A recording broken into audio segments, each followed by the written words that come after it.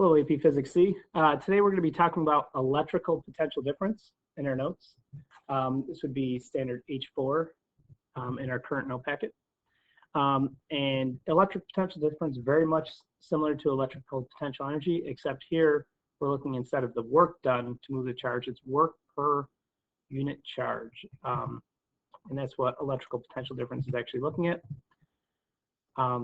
So instead of having just work, it's a unit per charge. So our equation, and this is the one that you saw last year, is voltage, which is another name for electrical potential difference, is equal to the work done divided by, to move a charge, divided by the charge or the magnitude of the charge moved. Because of the work energy theorem, work done on system is equal to change in the system. That means that we can equate the work done here to the energy gained. So you can really look at this two ways. Either you can identify how much work is done moving the charge, or if you know how much energy has changed in the reconfiguration of charges, you could take a look at the energy divided by charge, because work and energy by the work energy theorem are the same exact thing. Let's do an example of this. So in this example, I'm asking how much work must be done to move an electron through a potential difference of 1 volt. We're going to use our equation, voltage is equal to work divided by charge. And here we have 1 volt is equal to work, and then the magnitude of charge for an electron is 1.6 times 10 to the negative 19 coulombs. And we find that the work done here is 1.6 times 10 to the negative 19 joules. And we'll come back to this question in a minute when I explain electron volts. But here's another example, very similar. This one's in your notes. So if you want to pause and answer this question in a second, I'll show the key. And there is the answer for this one. For 15 volts, if you're moving an electron across the potential difference of 15 volts, you have to do 2.4 times 10 to the negative 18 joules of work. I mentioned about the electron volt just a minute ago, and I want to talk about this electron volt. Electron volt is an alternative unit of energy as opposed to voltages. They use electron volts because electron volts is on the scale that most of the elementary charge energies are on. And they just like that equation, 1 electron volt is how much energy it takes to move 1 electron across 1 volt.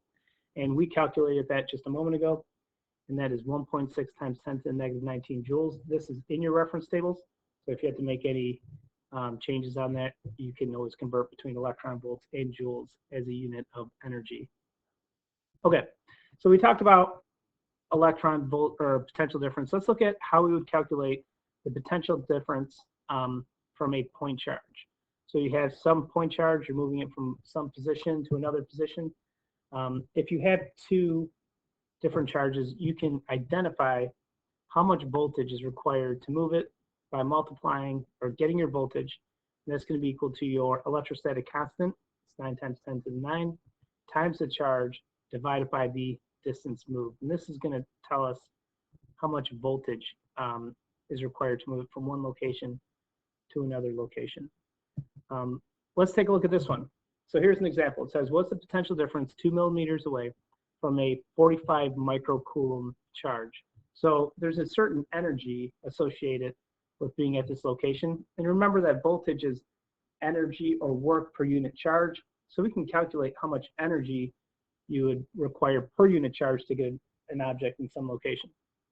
So here we have our equation, voltage is kQ over R. And here we have our constants, 9 times 10 to the 9 Newton meters squared per coulomb squared. That's identifying our electrostatic constant. We have the charge, 45 microcoulombs is 4.5 times 10 to the negative 5 coulombs. And then 2 millimeters, of course, is 0.002 meters away. And we can use this to calculate a voltage of 2.0 times 10 to the 8 volts. So here's another example. This one's not in your notes, but I do want you to take a look at it. This is very similar. You can pause here, and I'll have the answer up in a moment. And if you solve this one, you're going to find that the voltage for this problem is 3.0 times 10 to the 7th volts of potential difference.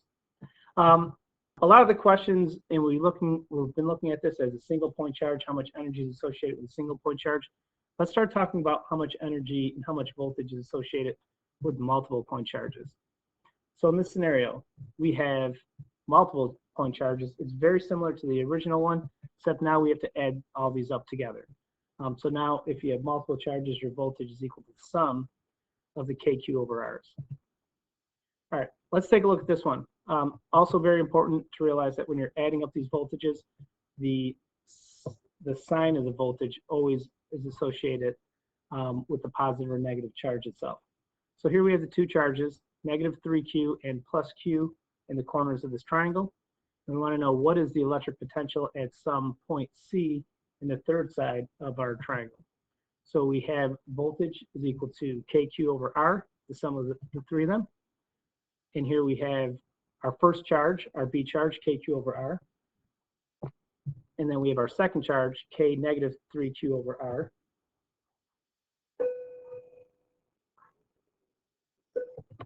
And you add those two together.